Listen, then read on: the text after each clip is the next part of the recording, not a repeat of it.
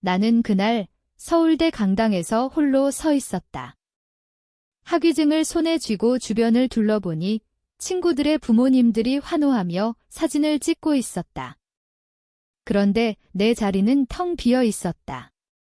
피곤해서 못 간다는 부모님의 메시지가 핸드폰에 남아 있었고, 그 순간 동생의 인스타그램 스토리가 올라왔다. 부모님과 함께 제주도 스파에서 웃고 있는 사진. 가족 휴가 최고, 라는 캡션 아래 그들의 미소가 나를 조롱하는 듯 했다. 넌 항상 이해할 수 있지? 동생이 더 필요해. 어머니의 그 말은 내가 고등학교 때부터 반복된 변명이었다. 그날 나는 웃었다.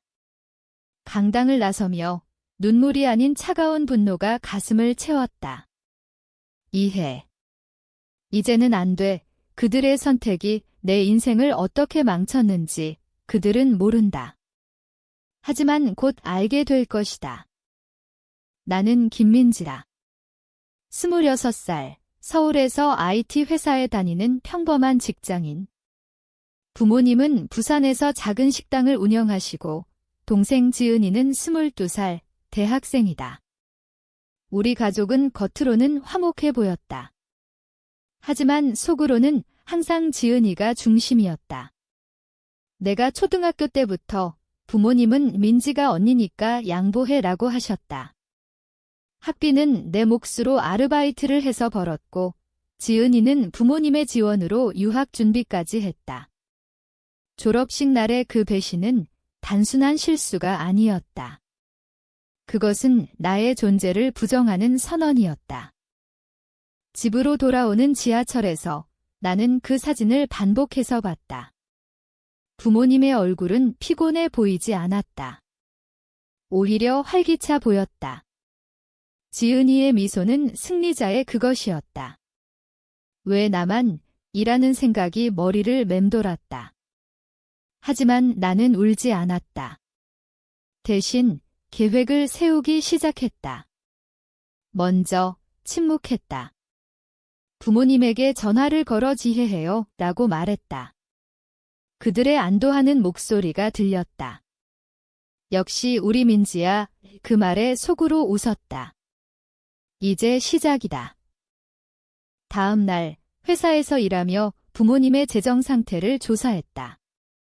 식당은 최근 대출을 받았다는 걸 알았다. 은행 앱을 통해 확인한 건 아니고 지은이의 SNS에서 힌트를 얻었다. 그녀는 명품 가방을 자랑하며 부모님 덕분이라고 썼다. 나는 은행에 전화해 가족 명의의 대출 기록을 문의했다. 물론 내 이름으로 된 건 없었다. 모든 게 지은이 앞으로 되어 있었다. 왜? 부모님은 나를 버린 게 아니었다. 그냥 나를 필요로 하지 않았다. 그날 저녁, 나는 혼자 사는 원룸에서 창밖을 바라봤다. 서울의 네온 사인이 번쩍이는 거리. 사람들로 북적이는 그곳에서 나는 고립되었다. 살아야 해. 스스로를 설득했다. 죽고 싶다는 생각이 스쳤지만 그건 그들에게 승리를 주는 거였다. 대신 나는 지은이의 일상을 관찰하기 시작했다. 그녀의 SNS를 팔로우하지 않았지만 친구 계정을 통해 봤다.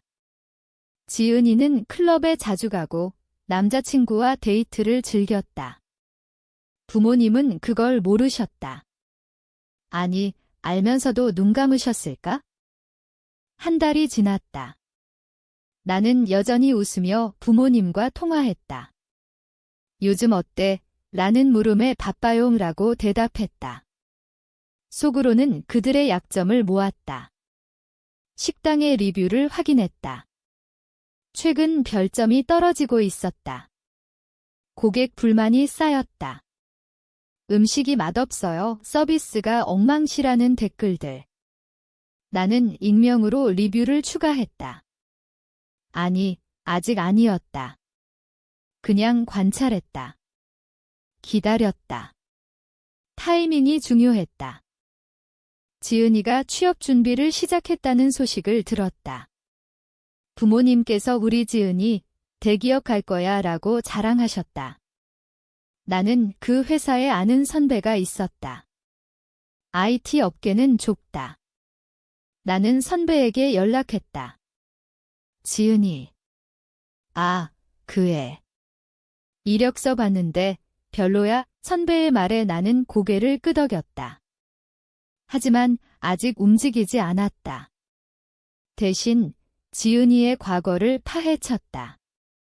대학 때 그녀는 과제 표절로 경고를 받았다는 소문이 있었다. 증거를 찾았다. 학교 게시판 아카이브에서. 내 마음속에서 변화가 일어났다. 처음에는 분노였다. 이제는 차가운 계산. 임시직이니까 괜찮아 라는 부모님의 변명이 떠올랐다. 내가 대학 때 그들은 지은이의 학원비를 우선했다.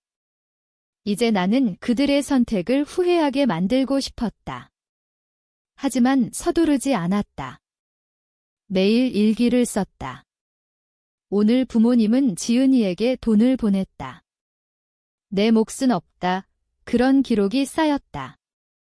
그것이 내 정신을 지탱했다. 2달째 나는 행동을 시작했다. 식당에 익명으로 제보했다. 세금 탈루 의심. 물론 증거는 없었다. 하지만 조사가 들어가면 골치 아플 터였다. 부모님의 전화가 왔다. 민지야, 요즘 이상한 일이 생겨서 나는 걱정하는 척했다. 무슨 일인데요? 속으로는 쾌감을 느꼈다. 하지만 곧 죄책감이 밀려왔다. 이게 맞아? 스스로 물었다. 그러나 그들의 배신을 떠올리니 망설임이 사라졌다. 지은이의 남자친구를 알게 됐다. 그는 결혼 사기 전과가 있었다.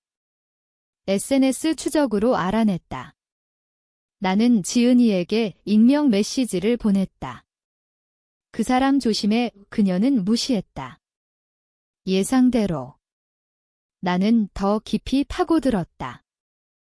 그의 직장 상사에게 제보했다. 부정행위 의심이 그 결과 그는 해고됐다. 지은이는 울며 부모님께 매달렸다. 오빠가 왜? 부모님은 돈을 더 보냈다. 내 계획대로. 내 심리가 변했다. 처음에는 복수였다. 이제는 게임처럼 느껴졌다. 그들은 나를 버렸어.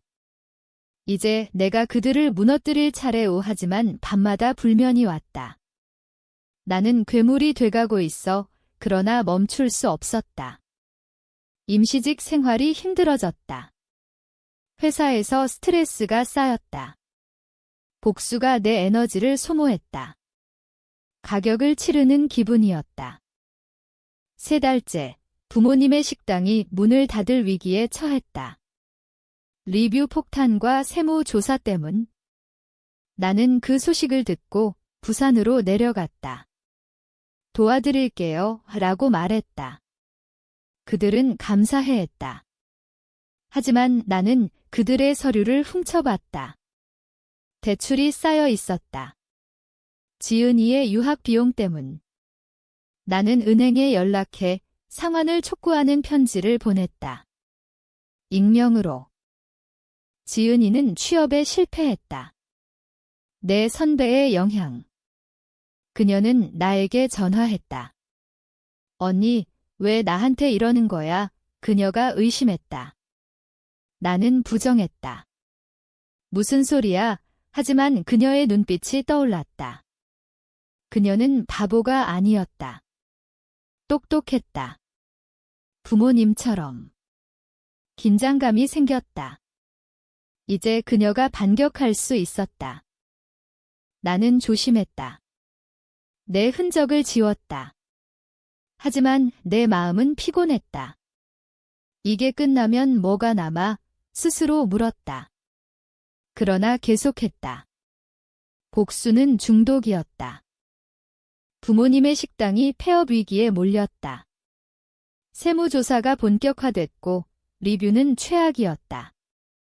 나는 부산에 내려가 그들을 도왔다. 민지야, 내가 있어서 다행이야. 아버지의 말에 나는 미소 지었다. 하지만 속으로는 그들의 고통을 즐겼다. 지은이는 방에 틀어박혀 울었다. 모두 망했어. 그녀의 목소리가 들렸다.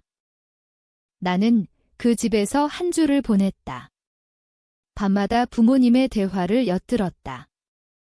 민지를 더 신경 썼어야 했어. 어머니의 후회 어린 말, 하지만 늦었다. 나는 그들의 은행 계좌를 확인했다. 비밀번호는 예전부터 알았다. 돈이 빠져나가고 있었다. 지은이의 카드 사용 내역. 나는 그 카드를 정지시켰다. 은행에 신고로. 지은이가 나를 의심하기 시작했다. 언니, 내가 한 짓이지, 대면해서 물었다. 나는 차분히 대답했다. 증거 있어. 그녀의 눈에 두려움이 스쳤다. 그녀는 똑똑했다. 곧 내 SNS를 뒤질 터였다. 나는 대비했다. 내 계정을 잠갔다. 하지만 그녀가 부모님께 말할까 봐 불안했다. 집으로 돌아오는 기차에서 나는 내 변화를 느꼈다. 예전에 나는 착한 딸이었다. 이제는 조종자. 임시로 버티자 스스로를 설득했다.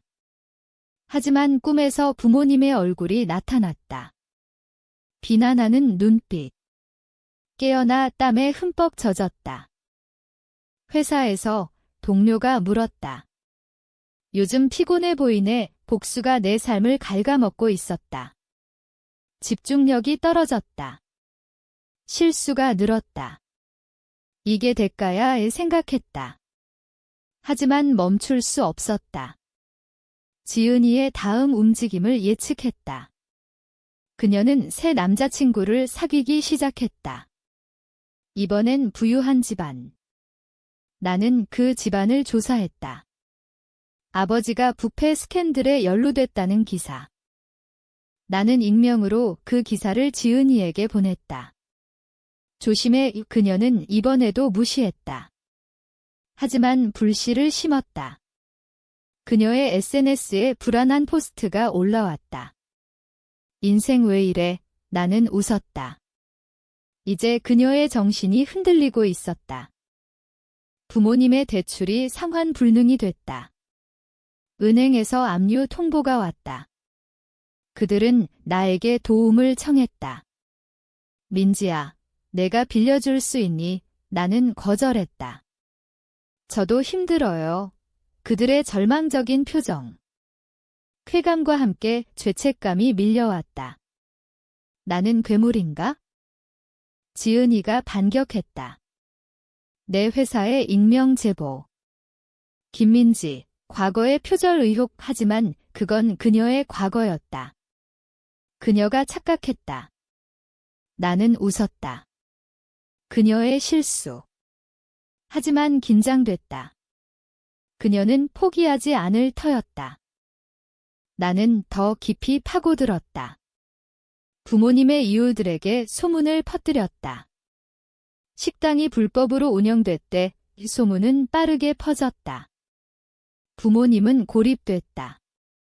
지은이는 정신과 상담을 받기 시작했다. 그녀의 친구를 통해 알았다. 내 심리가 무너지기 시작했다. 이게 정말 원하는 거야? 밤마다 자문했다. 하지만 그들의 배신을 떠올리니 계속됐다. 이제 돌아갈 수 없었다. 부모님 집이 경매에 넘어갈 위기. 나는 그 소식을 듣고 다시 내려갔다. 도울 방법이 있어요. 라고 말했다. 하지만 그것은 함정이었다. 나는 그들의 서명을 유도해 더 큰 대출을 신청하게 했다. 그들의 이름으로. 지은이가 나를 찾아왔다. 언니, 그만해. 그녀의 눈에 눈물이 고였다. 나는 차갑게 대답했다.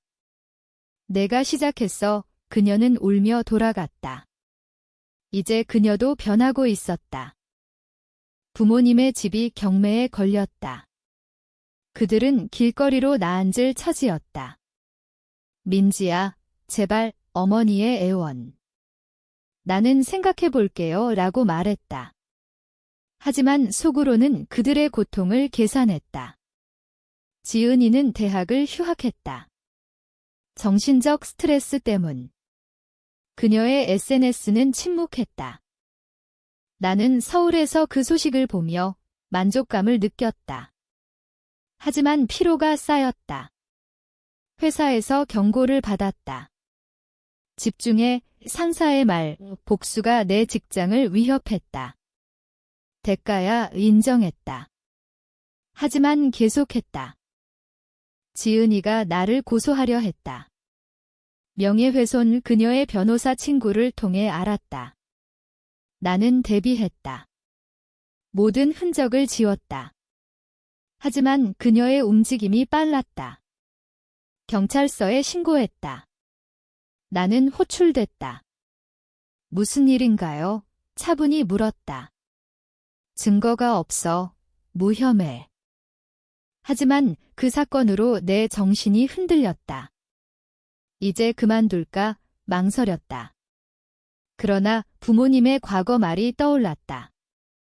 넌 강하니까 그건 핑계였다. 나는 더 세게 나갔다. 부모님에게 돈을 빌려줬다. 하지만 조건을 붙였다. 지은이와 절교하세요. 그들은 망설였다. 가족인데 하지만 결국 수락했다. 지은이는 충격받았다. 부모님이 왜? 그녀의 전화. 나는 받지 않았다. 지은이가 자살 시도를 했다. 병원에 입원. 부모님은 울며 나에게 왔다. 내가 한 짓이야. 나는 부정했다. 하지만 속으로는 공포를 느꼈다. 내가 넘어갔어. 죄책감이 밀려왔다. 밤에 악몽을 꿨다. 그러나 회복된 지은이는 더 강해졌다. 그녀는 내 과거를 파헤쳤다. 고등학교 때의 실수. 언니도 완벽하지 않아. 그녀의 메시지. 긴장감이 고조됐다. 이제 게임은 양방향이었다. 나는 회사에서 승진 기회를 놓쳤다. 스트레스 때문. 이게 끝이 아니야. 스스로 다독였다. 부모님은 새 집을 구했다. 내 돈으로.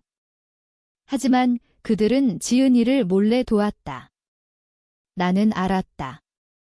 은행 내역으로. 배신감이 다시 불타올랐다. 나는 지은이의 새 직장을 망쳤다.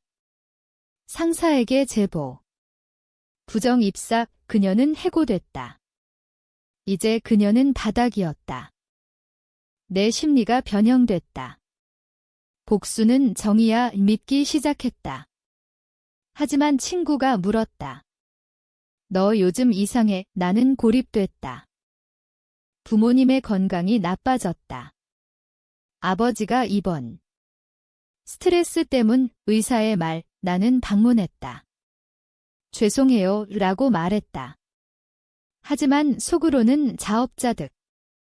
지은이가 나를 찾아왔다. 이제 그만. 우리 화해하자. 그녀의 제안. 나는 망설였다.